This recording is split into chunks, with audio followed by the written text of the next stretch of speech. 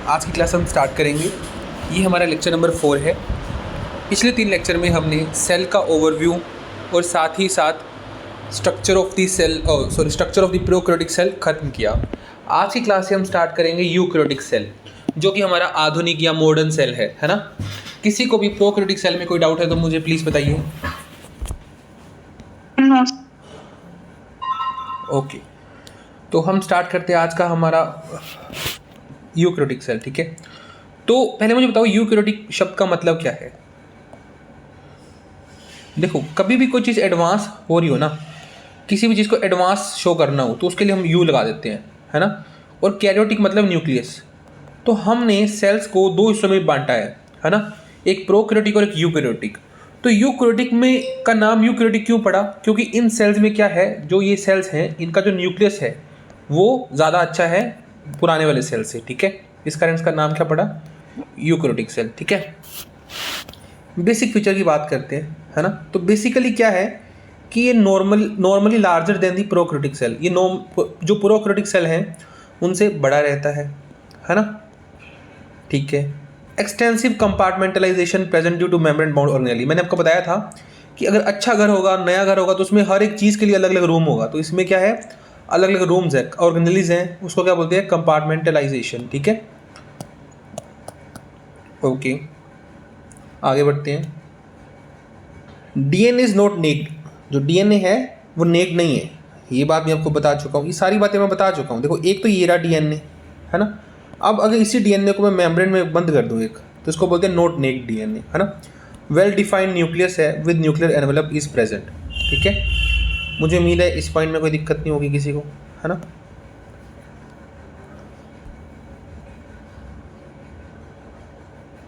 Okay, moving ahead.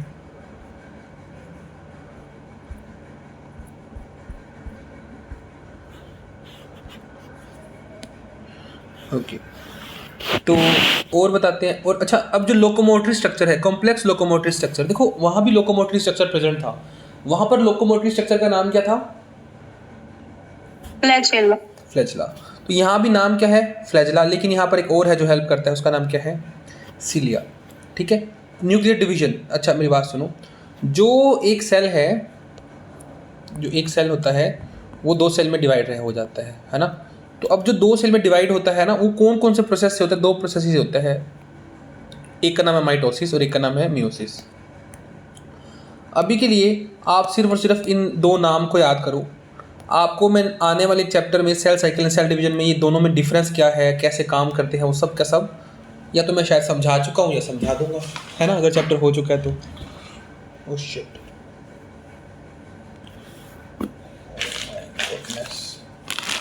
Okay, अब बात करते हैं आगे। यूकैरियोटिक सेल में आखिरकार आता कौन कौन है। तो इसमें कौन कौन आता है, इसमें हमारे पास 4 किंगडम आते हैं, protista, fungi, Plantae and animalia. ठीक है, हमारे बायोलॉजी में टोटल 5 किंगडम है। ठीक है, तो कौन कौन से, मोनेरा ना, मैं लिख पूरा क्यों नहीं रहा, क्योंकि आपको चैप्टर में मैं लिखवाऊंगा चैप्टर में, है ना। प्रोटिस्ट, फंजी, फंगी या कुछ भी बोल लो, है ना, प्लांटी एंड एनिमेलिया। इनमें से जो सिर्फ और सिर्फ मोनेरा है, इसमें कौन से होते हैं, प्रोकैरियोटिक, और बाकी के सारे क्या हैं, यूकैरियोटिक। ठीक है, तो मैंने इन्हीं का नाम लिखा है। Protista, fungi, Plantae and animalia किस में आते हैं, यूकैरियोटिक सेल में आते हैं, है ना। तो इसी चीज़ को मैंने ये डायग्राम से भी शो किया है कि ये क्या शो कर रहा हूँ मैं, ये आपका सेल है ना, और ये क्या है, ये कंपार्टमेंट्स हैं, है ना, ये कंपार्टमेंट्स है। और आपको देख रहा होगा बीच में एक बड़ा सा ऑर्गेनेली है जिसके अंदर रेड कलर का डीएनए है। ये क्या है, ये न्यूक्लियस है। कोई डाउट है तो मुझे बताइए, इस पेज में कोई डाउट है तो मुझे बताइए। ओके, आप नो बोल सकते हो अगर आपको डाउट नहीं है तो, है ना। मैं फिर से याद करवा रहा हूँ, एक शॉर्ट नो बोल दिया करो, है ना, पेज के ख़त्म होने पर जब मैं बोलूँ पूछो। अब बात करते हैं प्लांट सेल। अब इसमें ना क्या है, जो मैं आपको नोट्स शेयर करूँगा ना, उसमें मैंने ये डिफरेंसेस बहुत सारे बढ़ा दिए। ठीक है, तो ठीक है, वो डिफरेंस मैं करवाऊँगा नहीं, लेकिन मैंने लिख दिए हैं। करवाऊँगा क्यों नहीं, क्योंकि वो जैसे जैसे चैप्टर खत्म होगा ना वो आते रहेंगे, तो लास्ट में आपको एक समराइज़ है, क्योंकि क्वेश्चन उन डिफरेंसेस से आना है। इन डिफरेंसेस से आना है, तो वो आपको समराइज है, तो इसमें कम है, लेकिन हाँ जो नोट शेयर करूँगा उसमें ज़्यादा होंगे, ठीक है, तो बी प्रिपेयर्ड। तो सेल वॉल की बात करें, यहाँ पर सेल वॉल होती है प्लांट सेल में और एनिमल सेल में सेल वॉल होती नहीं है। दोनों के दोनों किसकी एग्जाम्पल हैं? दोनों के दोनों यूकैरियोटिक की एग्जाम्पल है ना, प्लांट्स और एनिमल सेल। एक ना हमारे सेल में एक स्ट्रक्चर होता है, एक बड़ा सा, है ना, बबल लाइक स्ट्रक्चर या बैलून लाइक स्ट्रक्चर, कुछ भी बोल लो, उसे क्या बोलते हैं? वैक्यूल, ठीक है। तो यहाँ पर मिलता है, यहाँ पर एनिमल में अगर वैक्यूल मिलता ही नहीं, एनिमल में वैक्यूल नहीं मिलता, और अगर मिले तो छोटा होता है, समझ रहे हो? पहली बात है मिलता ही नहीं, और अगर मिले तो छोटे छोटे से होते हैं, समझ रहे हो? अब बात करते हैं, एक ऑर्डिनरी रहती है, उसका नाम है प्लास्टिड। क्या नाम है? प्लास्टिड। आपने एक नाम सुना होगा, क्लोरोप्लास्ट, सुना है? नहीं सुना? Yes. है ना? तो अब जो क्लोरोप्लास्ट है, इसमें जो प्लास्ट लगा हुआ है ना, जो ये प्लास्ट शब्द लगा हुआ है इसमें, ये क्या सिग्निफाई करता है? ये सिग्निफाई करता है कि ये प्लास्टिड फैमिली का मेंबर है। इसी तरह से और भी प्लास्टिड होते हैं, क्लोरोप्लास्ट, ल्यूकोप्लास्ट और सब, है ना, वो मैं आपको करवाऊंगा। तो वो सब क्या है? प्लांट सेल में मिलते हैं, एनिमल सेल में एब्सेंट रहते हैं। एक ऑर्गेनाइज होते हैं सेंट्रियोल, सेंट्रियोल सेल डिवीजन में हेल्प करते हैं। तो एनिमल सेल में ये पाए जाते हैं, प्लांट सेल में एब्सेंट रहते हैं।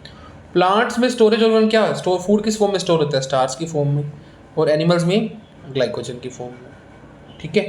तो अच्छा, अब एक और यहाँ पर पॉइंट है, जो फंगस है उसमें सेल वॉल पाई जाती है, पर लेकिन वो बनी किसकी होती है? काइटिन की। नॉर्मली सेल वॉल जो प्लांट्स के लिए वो किसकी बनी होती है? सेलुलोज की। और फंगस में किसकी बनी होती है? काइटिन की। स्टोरेज, और इस स्टोरेज, लेकिन इसका खाना किस फॉर्म में स्टोर होता है?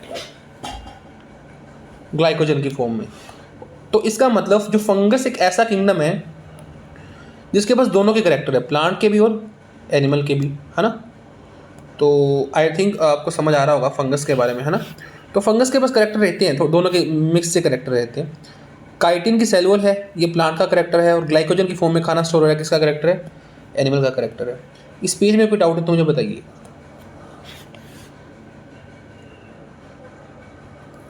No sir.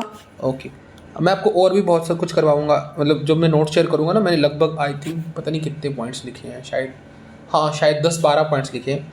उसमें मैंने पता क्या क्या लिखा है मैंने, कि जो सेल सेंट्रीपिटल होता है या सेंट्रीफ्यूगल डिवीजन होती है ना, तो स्पिंडल फाइबर कैसे बनती, मतलब बहुत सारे पॉइंट्स लिखे हैं।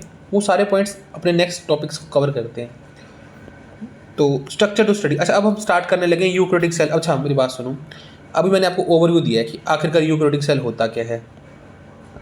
अब मैं बताऊंगा कि इस चैप्टर में हमने यूकैरियोटिक सेल के बारे में क्या क्या पढ़ना है ना। तो हमने पढ़ना है सेल मेम्ब्रेन के बारे में, सेल वॉल के बारे में, है ना, एंडोप्लाज्मिक रेटिकुलम के बारे में, Golgi bodies, lysosome, vacuole, mitochondria, plastid, ribosome, cytoplasmic elements, nucleus, and last में माइक्रोबॉडीज, और हमारा चैप्टर खत्म हो जाएगा, ठीक है। अब देखो मैंने इसको लिखा कैसे है, मैंने जो इसको लिखा है उसी तरीके से लिखा है। सेल मेम्ब्रेन और सेल वॉल को अपन एक साथ पढ़ेंगे, इनको अपन एक साथ पढ़ेंगे। माइटोकॉन्ड्रिया को तुम अलग पढ़ सकते हो, प्लास्टिड और राइबोसोम को तुम अलग पढ़ सकते हो, है ना। न्यूक्लियस लास्ट में आएगा। तो उसी सीक्वेंस में लिखा, जिस सीक्वेंस में हमने पढ़ना है और जैसे जैसे पढ़ना है ना। अब आज जो हम स्टार्ट करेंगे वो सेल मेम्ब्रेन स्टार्ट करेंगे। Most of the cell membrane अपन खत्म कर देंगे, थोड़ा सा काम रहेगा ओस्मोसिस वाला, वो अपन कल की क्लास में ले लेंगे, ठीक है। स्टार्ट करते हैं सेल मेम्ब्रेन से। सेल मेम्ब्रेन, मैंने आपको एक लाइन बताई थी, पहले मुझे वो बताओ प्रोकैरियोट में सेल मेम्ब्रेन के बारे में क्या बताई थी। अच्छा, प्रोकैरियोट के सेल मेम्ब्रेन के बारे में मैंने क्या क्या बताया, मुझे बताओ।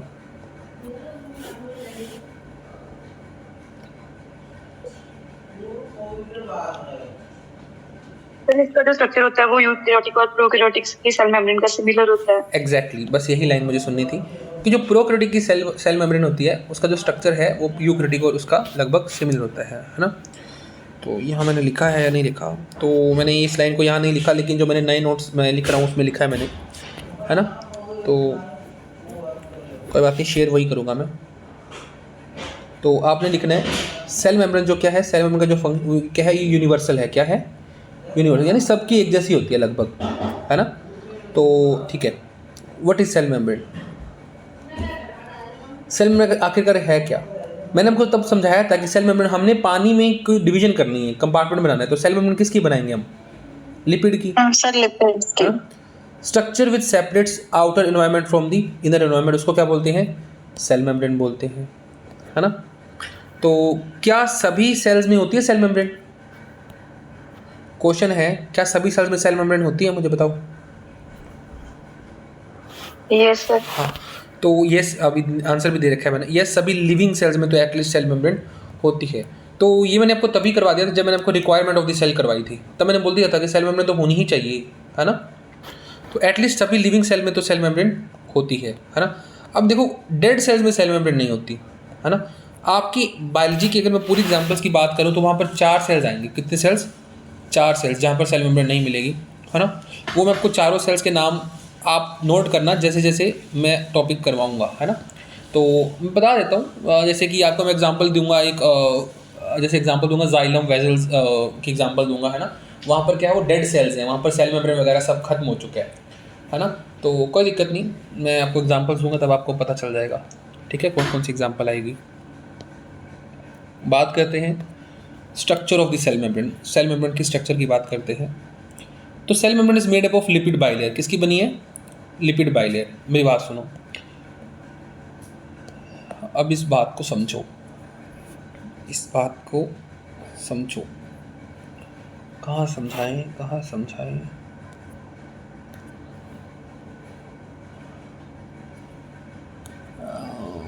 हाँ, यहाँ समझा देते हैं। देखो मेरी बात सुनो, अब हुआ क्या, हमने क्या करने लगे थे, हम जो आपकी सेल मेम्ब्रेन है ना उसको बनाने लगे थे लिपिड की, पूरी लिपिड की। किसकी बनाने लगे थे? सिर्फ और सिर्फ लिपिड की, ठीक है। लेकिन देखो लिपिड की, जैसे सपोज करो सेल मेम्ब्रेन सपोज करो पूरी लिपिड की बनी है, तो अकेले लिपिड की सेल मेम्ब्रेन एग्जिस्ट ही नहीं कर पा रही थी, क्योंकि पानी था ना बाहर, बाहर भी पानी था, अंदर भी पानी था, है ना। तो सभी जगह पानी था। अब उससे दिक्कत क्या हुई हमें, बाहर और अंदर पानी से, पानी यहाँ भी रिपेल कर रहा था, पानी अंदर से भी रिपेल कर रहा था, सेल मेम्ब्रेन एग्जिस्ट ही नहीं कर पा रही थी। समझ पा रहे हो? लिपिड जो है अकेला लिपिड है ना, तो सेल मेम्ब्रेन एग्जिस्ट ही नहीं कर पा रही थी, क्योंकि पानी अंदर यहाँ भी प्रेशर लगा रहा था, मतलब प्रेशर नहीं रिपेल कर रहा था यहाँ भी, तो सेल मेम्ब्रेन एग्जिस्ट ही नहीं कर पा रही थी। समझ रहे हो? हमने क्या किया सेल मेम्ब्रेन का, जब हमने सेल मेम्ब्रेन का स्ट्रक्चर ध्यान से देखा तो हमने सोचा अकेले लिपिड की तो चीज़ एग्जिस्ट ही नहीं कर सकती। हमें पता लगा कि जो हमारी सेल मेम्ब्रेन है वो कैसी है, उसका स्ट्रक्चर कुछ ऐसा था। कैसा था? ऐसा था, उसके एक मॉलिक्यूल का स्ट्रक्चर। उसके यहाँ पर एक ग्रुप लगा था सर्कल का, जिसको मैंने क्या बोल दिया, फॉस्फेट ग्रुप। क्या लगा था? Phosphate group. और ये दोनों क्या लगी थी? लिपिड की टेल्स, है ना। फॉस्फेट ग्रुप और लिपिड की टेल, ठीक है। इससे क्या हुआ, ऐसी 2 लेयर थी एक सेल मेम्ब्रेन में, ऐसी कितनी लेयर थी? 2 लेयर थी, ठीक है। तो अपन 2 लेयर बना देते हैं, कौन सी बड़ी बात है। इस तरह से 2 लेयर थी, ठीक है। ये भी क्या है? फॉस्फेट ग्रुप, और ये भी क्या है? लिपिड की टेल, है ना। फॉस्फेट हेड कह लो इसे आप, है ना। तो अब देखो इसका फ़ायदा क्या हुआ, जो फॉस्फेट है ये पोलर इन नेचर है। क्या नेचर है फॉस्फेट का? पोलर। इस फॉस्फेट का भी नेचर क्या है? पोलर। लेकिन जो लिपिड की टेल है ये क्या है? हाइड्रोफोबिक। क्या है? हाइड्रोफोबिक। और फॉस्फेट क्या है? हाइड्रोफिलिक। इसको पानी पसंद है फॉस्फेट को। तो हमने क्या किया, हमने सेल मेम्ब्रेन को किस तरह से अरेंज किया, देखो हमारे पास पहली बात तो ये है कि सेल मेम्ब्रेन में हमारे पास क्या था, एक पोलर हेड होता है, एक नॉन पोलर टेल होती है। जो टेल होती है वो क्या होती है? हाइड्रोफोबिक, उसको पानी नहीं पसंद, डरती है पानी से। और अट्रैक्टिव टुवार्ड्स वाटर, कौन? पोलर हेड, इसलिए कहता होता है हाइड्रोफिलिक। तो हमने एक ऐसे अरेंज किया, जो हमारे पास लीस्ट पॉसिबल अरेंजमेंट था सेल मेम्ब्रेन का, वो कुछ ऐसा था। समझ लो, जो भी पॉसिबल अरेंजमेंट था सेल मेम्ब्रेन का वो ऐसा था। इससे क्या हुआ, देखो इसका बेनिफिट समझो। जो पार्ट पानी को पसंद था हमने वो पानी की तरफ कर दिया, और जो पार्ट पानी से डरता था उसको हमने सेंटर में कर दिया, है ना। तो एक्चुअली क्या है, ये एक जूम डायग्राम है, ये कोई सेल नहीं है जो मैंने बनाया, ये सेल मेम्ब्रेन है। देखो ऐसी सेल मेम्ब्रेन है, कैसी? ये हमारा सेल है। अगर मैं इतने पार्ट को लूँ सेल के, है ना, उसको जूम कर दूँ तो मुझे नजर आया। समझ लो? कोई डाउट है तो मुझे बताओ, अभी तक जितना मैंने बताया। No sir. ओके, तो अब सेल मेम्ब्रेन किसकी बनी होती है? लिपिड बाइलेयर की। तो लिपिड बाइलेयर अरेंज किस तरह से होता है? लिपिड बाइलेयर इस तरह से अरेंज होता है कि देखो, अब इसको मैं जूम करूं, देखो मैंने इसको जूम किया ना, देखो मैं और जूम कर रहा हूं इसको, अब देखना,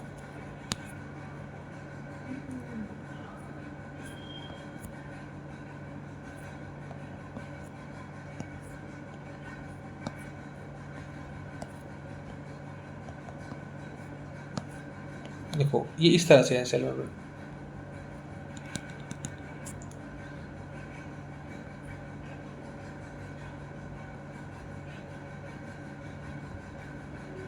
समझ रहे हो? अब मैं इसको कर रहा हूँ, देखो कहाँ चलेगी वो, अब हमें नज़र नहीं आ रही, जब हमने जूम करके देखा तो हमें नज़र आई। समझ आ रहा है सेल मेम्ब्रेन कैसी बनी होगी, है ना? ये देखो, ये मैं दोबारा से जूम कर रहा हूँ, अब नज़र आ रही है cell membrane, lipid bilayer actually arrange कैसे है। तो अब देखो, हाँ ना बोलो, आ रही है नहीं आ रही? Yes sir. है ना, थोड़ा थोड़ा इंटरेक्ट किया करो भाई, तो मुझे पता कैसे लगेगा। आंसर शॉर्ट रखा करो बस, लेकिन हाँ ना बोल दिया करो, है ना? तो अब देखो, अब जो ये पार्ट है जो बाहर की तरफ है, ये पानी की तरफ है, तो इसको हमने बना दिया पानी लविंग, पानी को प्यार करने वाला। और पानी को प्यार करने वाला कौन सा पार्ट था? हाइड्रोफिलिक है, तो ये बाहर भी फॉस्फेट है ना? और जो पानी से डरता था उसको हमने बीच में रखा, है ना? जो ये पार्ट है जो पानी से डरता था, ये क्या है? टेल पार्ट, है ना? हाइड्रोफोबिक पार्ट, हाइड्रोफोबिक पार्ट, है ना? तो देखो हमने क्या किया, इसको मैं मिटा रहा हूँ, ओह शिट, चलो कोई दिक्कत नहीं, वैसे भी समझ तो आ ही गया है ना? तो देखो हमने क्या किया, the lipid bilayers are arrange in such a manner that the hydro, चल क्यों नहीं रहा? अरे भाई, अच्छा चलिए कहाँ से,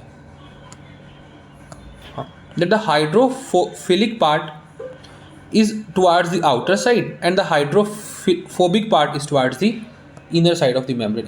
इसको रीड करो। In lipid bilayer, lipids are arranged in such a manner that the hydrophobic part inward and the hydrophilic part और polar head outward। कोई दिक्कत है तो मुझे बताओ इस पेज में।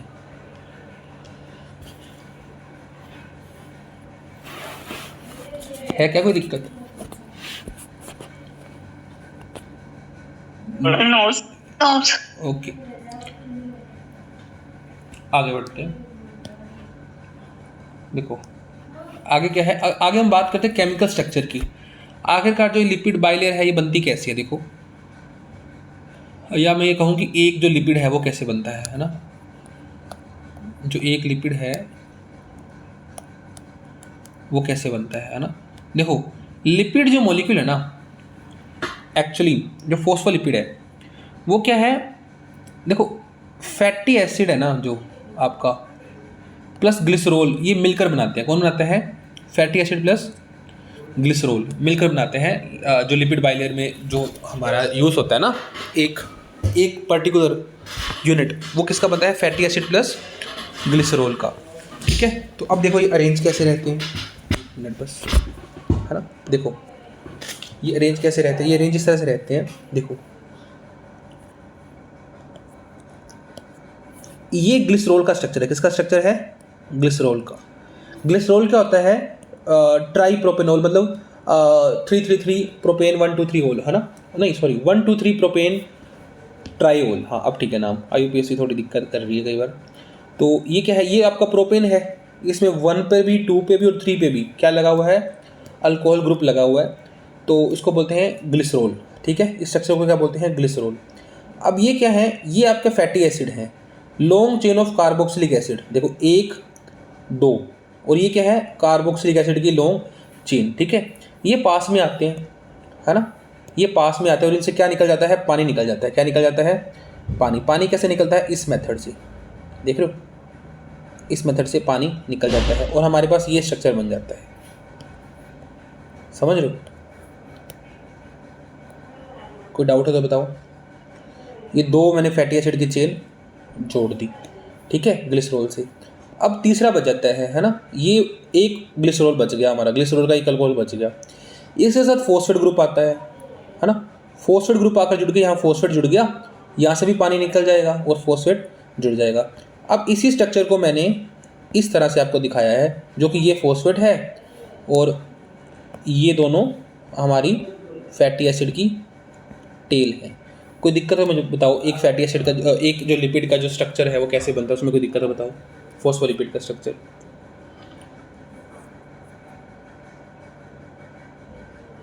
नहीं है तो नो बोलो, मैं हर बार नहीं बोलूँगा ये लाइन।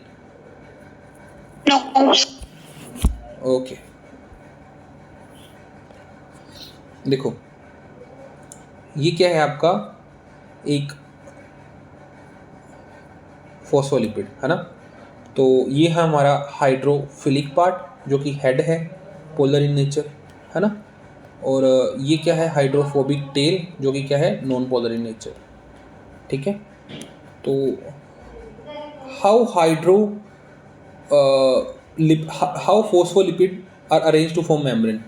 जो फॉस्फो, अच्छा ये तो मुझे पता लग गया कि हमारा फॉस्फोलिपिड ऐसा बना है, लेकिन ये मेम्ब्रेन कैसे बनाता है ना, ये अभी हमारा क्वेश्चन अभी रहता है समझने वाला है ना। तो उसको समझाया जाएगा। उससे पहले हम केमिकल कॉम्पोजिशन, मेम्ब्रेन की डिस्कवरी कैसे हुई वो उसकी बात करते हैं। देखो, cell membrane is visible in compound microscope. Cell membrane कौन से माइक्रोस्कोप में नजर आती है, कंपाउंड माइक्रोस्कोप में नजर आती है।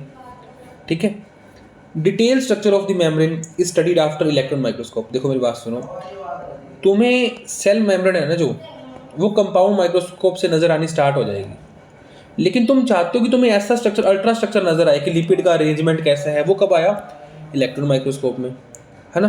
लेकिन अब हमें पता तो लगाना है ना आखिरकार सेल मेम्ब्रेन किसकी बनी है। तो अगर आप चाहते हो कि आपको पता लगे सेल मेम्ब्रेन की केमिकल कॉम्पोजिशन कौन सी है, तो आरबीसी का सेल मेम्ब्रेन देखना सबसे बेटर चॉइस है। कोई मुझे बता सकता है आरबीसी की सेल मेम्ब्रेन की क्यों देखनी है? दामिनी, दामिनी आपको ना आज हाँ जी सर। आरबीसी की सेल मेम्ब्रेन क्यों देखनी है?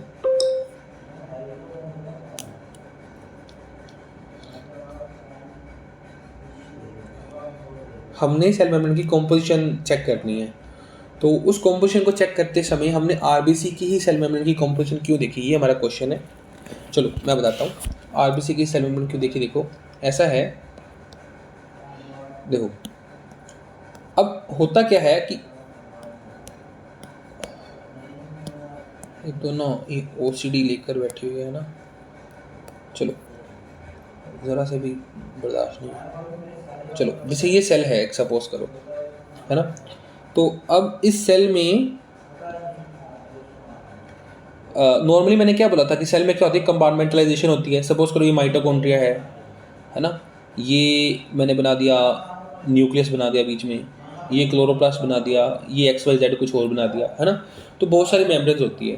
देखो हमने अब जब सेल मेम्ब्रेन को आपने अगर किसी चीज़ की कंपोजिशन देखनी है, आपको पता क्या होता है उसका तरीका देखने का, उसको एक कंटेनर लो, उस चीज़ को इस कंटेनर में डालो, उसको क्या कर दो, उसको क्रश कर दो।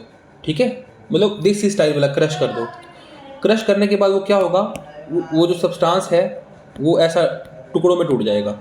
उसके बाद उसको आपने आप ये कह लो कि केमिकल एनालाइजर में डाल दो और आपको पता लग जाएगा उसमें क्या क्या है। आपको पता लग जाएगा कि फलानी चीज़ इतनी है, ये चीज़ इतनी है, ये चीज़ इतनी है ना। लेकिन अगर मैं नॉर्मल सेल यूज़ करता हूँ, देखो मैंने सपोज करो, अब सेल से छोटा तो कुछ समझ नहीं आता बंदे को क्या यूज़ करे है ना।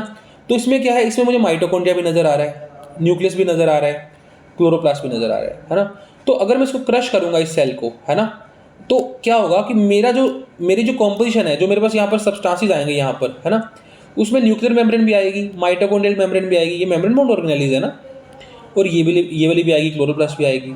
तो क्या मैं एक्चुअल सेल की कॉम्पोजिशन का पता करवा सकता हूँ, मेरी सेल मेम्ब्रेन की कॉम्पोजिशन का पता, क्योंकि उसमें तो सभी चीज़ों का मिश्रण आएगा ना। समझ पा रहे हो या नहीं समझ पा रहे?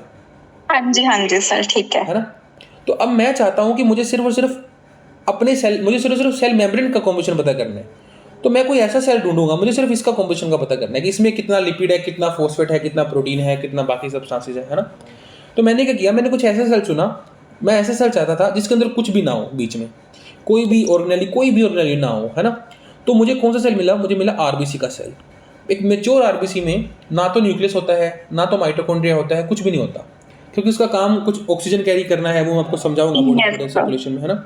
अब उसमें बहुत सारी खाली स्पेस है उस सेल में, है ना। तो अब जब मैं इस आरबीसी के सेल को, जैसे सपोज करो मैं यहाँ पर आरबीसी का सेल लेता हूँ, देखो आरबीसी के सेल को जब मैं करूँगा ना, मतलब अब इसको क्या होगा, हाँ, आरबीसी के सेल को जब मैं पीसूंगा, है ना, तो मुझे सिर्फ और सिर्फ इस मेम्ब्रेन की कंपोजिशन मिलेगी, अंदर वाला तो कुछ है ही नहीं, इसकी कंपोजिशन तो मिलेगी नहीं। सो टू फैच या to study the composition of a cell membrane one should use the cell of RBC. Question आएगा, अगर आप सेल मेम्ब्रेन की कंपोजिशन स्टडी करना चाहते हो तो आप निम्नलिखित में से कौन से कोशिका की आप मतलब किसी कोशिका की आप कौन सा वर्ड यूज करो, कौन सी कोशिका की जांच करेंगे? हाँ, जांच नहीं शब्द होता है, शब्द मतलब वो एक हाँ। और होता है, लेकिन है ना वो ठीक है। अब वो अब बहुत टाइम हो गया, हिंदी में पढ़ाया ही नहीं एक्चुअली, तो शब्द भूल जाऊँ। तो कौन से इंग्लिश में भी नहीं आ रहा ना याद अच्छा शब्द, तो हिंदी बोल रहा था। स्टडी कौन से कोशिका की स्टडी स्टडी करेंगे होगा ना? हाँ जी। स्टडी नहीं, कुछ और शब्द होता है एक्चुअली, वो मुझे याद प्रयोग नहीं। करेंगे। अच्छा छोड़ो अपन वो कैब नहीं पढ़ते हैं ना, अपन आगे बढ़ते हैं।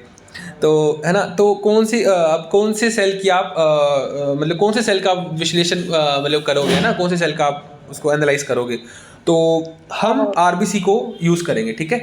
तो क्या इस पॉइंट में, या क्या ये पॉइंट क्लियर है सबको? ठीक है, देखो अब इन्होंने लिख दिया, अब जो मैंने समझाया है ना, अब यहाँ तो आपको बस इतना ही लिखा मिलेगा ना कि आरबीसी है केमिकल एनालिसिस, है ना। अगर आपने उसका करना है ना, केमिकल एनालिसिस करना है, तो आप कौन सा सेल यूज़ करोगे? आरबीसी का। क्यों? क्योंकि नो मेम्ब्रेन बाउंड ओरिजिनली पाई जाती है उसमें, है ना। When we destroy RBC cell, जब उसे पीसते हैं, only cell membrane is obtain. अभी इस पॉइंट में कोई डाउट है तो मुझे बताइए,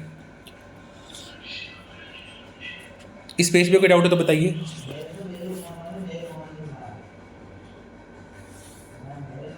क्या इस पेज पे कोई डाउट है?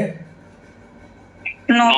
ओके, तो देखो अब है क्या, ऐसा है कि अब मैंने आपको समझाने में लगाए 8-10 मिनट, है ना, 7-8 मिनट तो लगाए इस टॉपिक को, लेकिन अब आपको इस पेज को पढ़ने में 1 से 1.5 मिनट लगना चाहिए, क्योंकि समझाने वाला काम तो हो गया है, अब तो सिर्फ रीड ही करना है।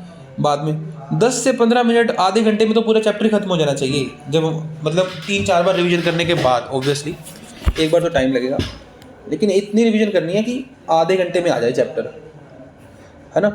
चलो आगे बढ़ते हैं। अब ये हमारी सेल मेम्ब्रेन की स्टडी है ना, ये हमारा सेल मेम्ब्रेन का एक्चुअली स्ट्रक्चर है ना।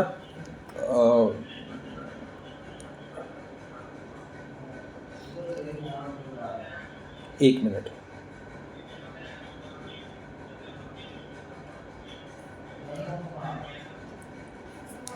ठीक है।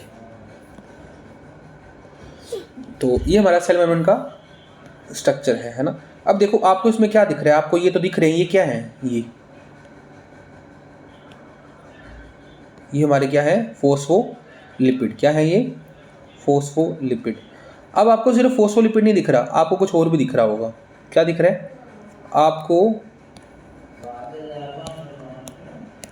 एक लंबे लंबे से ऐसे प्रोटीन्स भी नज़र आ रहे हैं ना। चलो इसे नहीं, इसे प्रोटीन नहीं बोलता मैं, इसे बोलता हूँ प्रोटीन पहले, है ना। ये प्रोटीन नज़र आ रहा है, ये प्रोटीन नज़र आ रहा है। अच्छा ये भी प्रोटीन ही है एक, है ना, ये भी क्या है, प्रोटीन है ना। लेकिन जो प्रोटीन है आप, वो 2 तरह के होते हैं, प्रोटीन 2 तरह के होते हैं, ठीक है। अब या तो प्रोटीन वो होते हैं जो सेल के बाहर रहते हैं। कहाँ रहते हैं? सेल के बाहर। आप देख पा रहे होंगे, जैसे कि एक मिनट, मुझे कलर अच्छा, ब्लैक ठीक है वैसे तो, है ना। आप देख पा रहे हो ये वाला प्रोटीन, है ना, ये सेल के बाहर है ना। जो बाहर रहता है ना प्रोटीन, उसको बोलते हैं पेरिफेरल प्रोटीन। क्या बोलते हैं? Peripheral protein. अच्छा, अब जो सेल के अंदर रहता है ना, जैसे ये सेल के अंदर है, ये भी अंदर ही है सेल के लगभग, इसे कहते हैं इंटीग्रल प्रोटीन। अच्छा, अब जो सेल के पूरा अंदर है, जैसे ये पूरा अंदर है ना ये वाला प्रोटीन, लेकिन ये आधा अंदर है, मतलब आधा अंदर है और थोड़ा सा एक तरफ से बाहर भी है ना, तो इसे क्या कहते हैं? Partially embedded protein. उसे कहते हैं टोटली एम्बेडेड प्रोटीन, और इसे क्या कहते हैं? Partially embedded protein. Integral protein भी शब्द यूज कर सकते हैं अपन, है ना। तो मुझे बताइए, कोई डाउट है तो मुझे बताइए। Membrane is made up of phospholipid arranged in a bilayer in such a way that hydrophobic part is inward and away from the water. ये तो मैंने आपको समझा दिया। Membrane also has protein proteins are of two types, basis ease of extraction. ये हमने दो तरह के प्रोटीन किस तरह से बनाए हैं? ईज ऑफ एक्सट्रैक्शन से, मतलब कि किसको आसानी से निकाल सकते हैं। मुझे बताओ, जो प्रोटीन बाहर बाहर है, एकदम बाहर बाहर है, आप उसको आसानी से निकाल सकते हो, या जो प्रोटीन अंदर है आप उसको आसानी से निकाल सकते हो, जैसे ये वाला प्रोटीन? पेरिफेरल प्रोटीन्स है जो बाहर है, पेरिफेरल जो बाहर है। हाँ, तो पेरिफेरल प्रोटीन को हम निकाल सकते हैं, easy to remove from the surface. और इंटीग्रल प्रोटीन पार्शियली और फुल्ली, ये थोड़ा सा मुश्किल होता है निकालने, समझ रहे हो? कोई डाउट है तो मुझे बताओ इस पेज में। No sir. ओके, अब दो चीज़ और बताता हूँ मैं आपको, एक मिनट। हरीश भैया, हरीश भैया धीरे।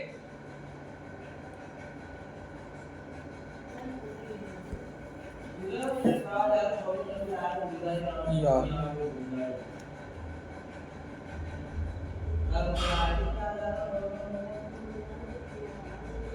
हरीश भैया,